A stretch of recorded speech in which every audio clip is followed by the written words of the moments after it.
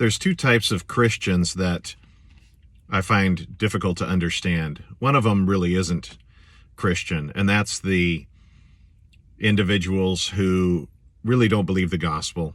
They really don't believe the Bible, but they enjoy, for whatever reason, the trappings of Christianity and the traditions, and so they continue to waste their time going to church, usually at a progressive church that has long since thrown the Bible in the ditch. Those really aren't Christians, and so obviously I have a difficult time with that. But the other kind of Christian that I find difficult to relate to is the type of Christian that is satisfied, indeed satisfied, week in and week out, month in and month out, year in and year out, with the thinnest gruel, bare minimum knowledge of God, of Christ, of their Bible, and they seem to be content in that. That is not what we're called to.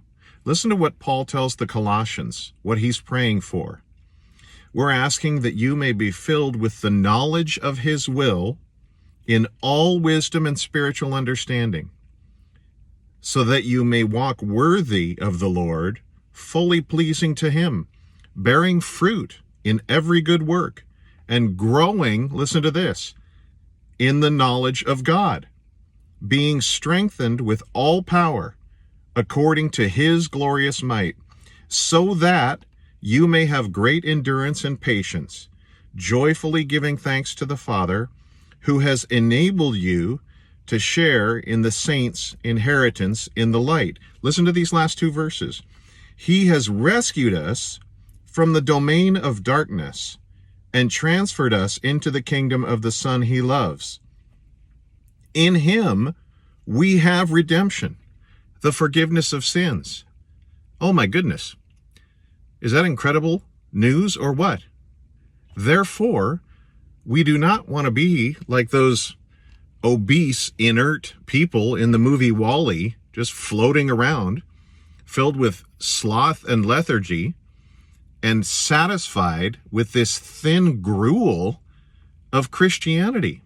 Who can be satisfied with that? There are riches untold in this book, and there are additional riches by good and godly men and women who have written about this book.